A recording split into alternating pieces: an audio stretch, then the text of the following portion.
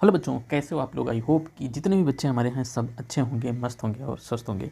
तो बच्चे आज आपके लिए ये सेशन जो होगा ये होगा साइंस का सेशन। और यहाँ पे हम बात करेंगे कक्षा 10, मतलब कक्षा 10 के जो भी बच्चे हैं उनके लिए यह सेशन पूरा होगा। और इसमें हमने MCQ बेस्ड 10 क्वेश्चन रखे हैं। और MCQ बेस्ड 10 क्वेश्चन ये आपके एग्ज़ाम में बहुत ही महत्वपूर्ण रहेंगे। अब हम क्या करेंगे बच्चे, अब हम क्या करेंगे, साइंस का भी क्या करेंगे, साइंस का भी क्वेश्चन करवाने का प्रयास करेंगे। तो चलिए हम देखते हैं अपने पहले वाले क्वेश्चन की तरफ। पहले वाला हमारा क्वेश्चन कह रहा है, और ये क्वेश्चन कहाँ से है, प्रकाश वाले चैप्टर से ये क्वेश्चन हमने रखा है। अपवर्तन और परावर्तन और अपवर्तन के क्वेश्चन है, और इसमें हमने बहुत ही अच्छे क्वेश्चन को छांट के रखा है। चलिए हम क्वेश्चन को देखते हैं। कह रहा है कि समतल क्या मेरे बच्चे, कह रहा है समतल दर्पण की फोकस दूरी होती है। समतल दर्पण की फोकस दूरी क्या होती है आपको बताना है। तो समतल दर्पण की फोकस दूरी क्या होती है, अगर हम बात करें तो समतल दर्पण जो होता है उसकी जो फोकस दूरी होती है वो इन्फिनिटी तक होती है, अर्थात अनंत तक होती है। तो आपका ऑप्शन कौन सा, बी वाला ऑप्शन आपका सही होगा। चलिए आगे देख लेते हैं। हमारा पहला वाला क्वेश्चन हो गया। चलिए सेकेंड वाले क्वेश्चन हम रखे हैं यहाँ पे। सेकेंड वाले क्वेश्चन में अगर हम देखेंगे तो इसमें कह रहा है कि समतल दर्पण द्वारा निर्मित प्रतिबिंब का आवर्धन होता है। प्रतिबिंब का आवर्धन कितना होता है, जो समतल दर्पण द्वारा जो निर्मित प्रतिबिंब होता है उसका आवर्धन होता है। क्या होता है, आवर्धन होता है। कितना होता है अगर बात करेंगे तो इसमें हो जाएगा मेरे बच्चे, इसमें हो जाएगा पहला वाला ऑप्शन सही हो जाएगा। कितना होता है, 1 होता है। चलो यहाँ तक हो गया, आगे देख लेते हैं तीसरा वाला क्वेश्चन। तीसरे वाले अगर हम क्वेश्चन में देखें तो कह रहा है, यदि किसी वस्तु को एक दर्पण के सामने निकट रखने पर प्रतिबिंब सीधा बने किंतु दूर रखने पर उल्टा प्रतिबिंब बने तो वह दर्पण होगा। मतलब कोई दर्पण है, आप इस तरीके से कोई यहाँ पे दर्पण रख दीजिए, क्या यहाँ पे दर्पण रख दीजिए, और इसके सामने एक वस्तु को रखिए और इसके नज़दीक भी एक वस्तु को रखिए। अब देखिए कि उसका प्रतिबिंब कैसा बन रहा है।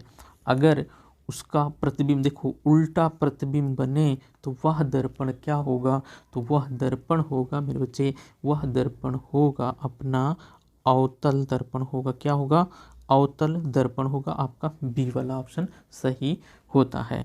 तो समतल दर्पण में तो हमेशा वस्तु क्या है, वस्तु के आकार की ही बनेगी, इसलिए समतल दर्पण अपना हो नहीं सकता। उत्तल दर्पण में वस्तु से छोटी ही प्रतिबिंब बनती है, तो ये क्या हो गया, ये दोनों तो हो नहीं सकते, तो अपना क्या होगा ये। और यहाँ उत्तल दर्पण में हमेशा क्या होता है, सीधा भी बनता है, तो इसलिए अपना सी वाला भी नहीं हो सकता, फर्स्ट वाला भी नहीं हो सकता, तो बी वाला ऑप्शन सही हो जाएगा। चलो आगे चल लेते हैं। चौथा नंबर के क्वेश्चन में अगर बात करें, दर्पण के लिए फोकस दूरी का सूत्र क्या होता है। फोकस दूरी का सूत्र का फार्मूला आप अगर जानते हो तो जल्दी से कमेंट करके बता दीजिएगा। फोकस दूरी का फार्मूला क्या होता है। तो फोकस दूरी का फार्मूला आपको अगर आप बात करेंगे तो कौन सा होता है आपका फोकस दूरी का, दर्पण के फोकस दूरी का फार्मूले का सूत्र क्या होगा, 1/f बराबर 1/u प्लस 1/v होता है।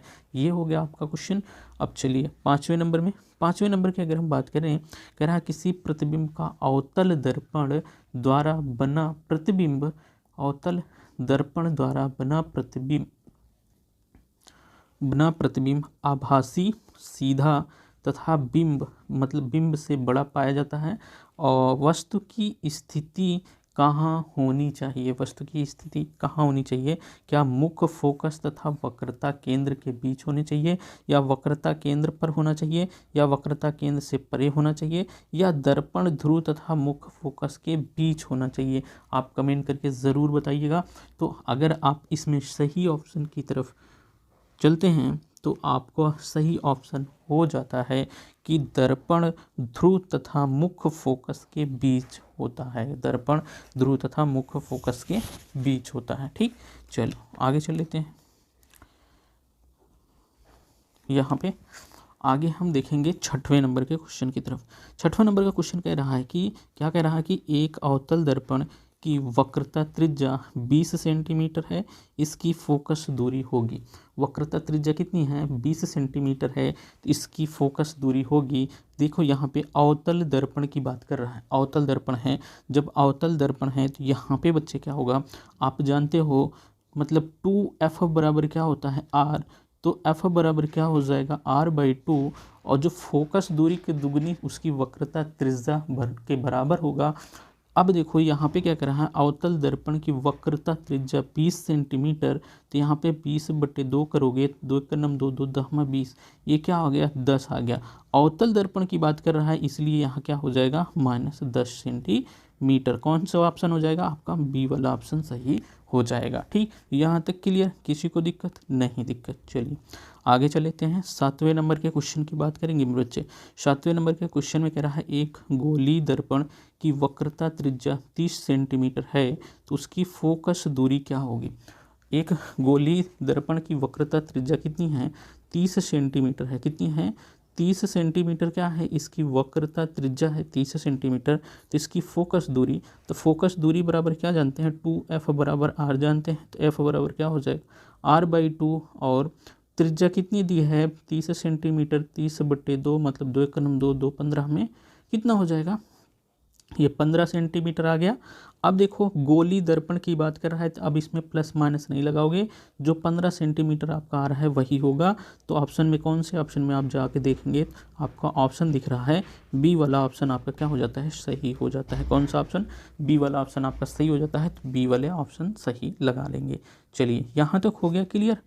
चलो चलिए 7 नंबर हो गया। 8 नंबर का क्वेश्चन की हम देखें, किसी दर्पण से क्या कह रहा है, किसी दर्पण से चाहे कितनी ही दूरी पर खड़े हों, आपका प्रतिबिंब सदैव सीधा प्रतीत होता है। क्या? चाहे जहाँ जितनी दूरी पर खड़े हो, हमेशा क्या कर रहा है? सीधा प्रतीत हो रहा है। तो संभवतः दर्पण है। तो दर्पण संभवतः कैसा दर्पण है, चलो देख लेते हैं। यहाँ पे बच्चे अपना नंबरिंग जो किया था, ए हो गया, यहाँ बी होना चाहिए, सी होना चाहिए और डी होना चाहिए। तो पहला कह रहा है केवल दर्पण, केवल समतल दर्पण में ऐसा होगा, या केवल अवतल दर्पण, या केवल उत्तल दर्पण, या तो समतल अथवा उत्तल दर्पण। अगर हम इसमें अच्छे से हम बात कर लें तो आपका क्या हो जाता है, जो सही ऑप्शन होगा इसमें, आपका सही ऑप्शन होगा डी वाला ऑप्शन आपका क्या होगा? सही होगा। ये डी वाला ऑप्शन आपका सही होगा। या तो समतल दर्पण होगा, या तो क्या होगा? उत्तल दर्पण होगा। ठीक ठीक, यहाँ तक क्लियर। चलो आगे चल लेते हैं। 9वें नंबर के क्वेश्चन की तरफ चलिए। 9वें नंबर का क्वेश्चन है। अब इस 9वें नंबर के क्वेश्चन में अगर आप देखोगे तो इसमें क्या कर रहा है, कह रहा है कि 9वें नंबर क्वेश्चन में कि एक उत्तल दर्पण की फोकस दूरी 10 सेंटीमीटर है, दर्पण की वक्रता त्रिज्या क्या होगी? दर्पण की फोकस दूरी कितना है? 10 सेंटीमीटर है, इसकी वक्रता त्रिज्या हमको ज्ञात करना है। तो वक्रता त्रिज्या क्या हो सकती है अगर आप बात कर लोगे, तो यहाँ पे देखो फोकस दूरी दी है, हमने अभी हम देखे हैं कि 2f बराबर क्या होगा? r। तो f बराबर क्या हो जाएगा? r/2, और वक्रता त्रिज्या ये क्या होगी? वक्रता त्रिज्या कितनी है? अच्छा, यहाँ पे दर्पण की फोकस दूरी दे रखी है, f का मान दे रखा है। तो आप क्या करेंगे, जब f का मान दे रखा है तो यहाँ पे f का मान रख दो इसके स्थान पे। तो आप रखोगे तो कितना आएगा आपके पास? देखो f का मान रखोगे कितना है? 10 है, बराबर r/2, इस 2 को इस तरफ मल्टीप्लाई करोगे तो कितना हो जाएगा? 20। r बराबर कितना हो जाएगा? मतलब r बराबर आपके पास निकल के आया 20 सेंटीमीटर। तो कौन सा ऑप्शन हो गया? आपका ऑप्शन हो गया यहाँ पे 20 सेंटीमीटर, बी वाला ऑप्शन सही हो गया। ठीक, चलो आगे चल लेते हैं। 10वें नंबर जो इस सेशन का लास्ट क्वेश्चन है। चलो यहाँ पे देखें, समझो। कह रहा है कि किसी गोली दर्पण तथा किसी पतले गोली लेंस दोनों की फोकस दूरी -20 सेंटीमीटर है, तो दर्पण तथा लेंस संभवतः हैं। अगर किसी दर्पण है और लेंस है, इनकी फोकस दूरी क्या दे रखी है? माइनस में दे रखी है। इन दोनों की फोकस दूरी -25 सेंटीमीटर दे रखी है। तो ये जो दर्पण है कौन सा दर्पण होगा, और लेंस है कौन सा लेंस होगा? तो यहाँ पे अगर आप पहले में चलोगे तो कह रहा है कि दोनों अवतल लेंस होंगे, और दूसरे में देखो तो दूसरे में कह रहा है दोनों उत्तल लेंस होंगे। तीसरा क्या कह रहा है दर्पण उत्तल तथा लेंस क्या होगा अवतल होगा। चौथे में कह रहा है कि उत्तल दर्पण तथा लेंस अवतल होगा। तो यहाँ पे अगर आप बात करोगे तो यहाँ पे जो आपका सही ऑप्शन आपका निकल कर आता है, ये सही ऑप्शन आपका निकल के आता है इसमें पूरे में सही ऑप्शन आपका निकल के आता है कौन सा, पहला वाला, दोनों क्या होंगे अवतल दर्पण होंगे। ठीक, समझ में आया, किसी को दिक्कत नहीं दिक्कत। चलिए तो बच्चे आज का हमारा सेशन 10 ही क्वेश्चन था। अगर आपका रिव्यू आता है और भी क्वेश्चन इस तरीके से कराने का तो हम और भी क्वेश्चन कराएंगे। तो चलिए गाइस इस वीडियो को यहीं पे ख़त्म करते हैं, अगले वीडियो में बेहतरीन सेशन के साथ फिर मिलेंगे, तब तक के लिए जय हिंद।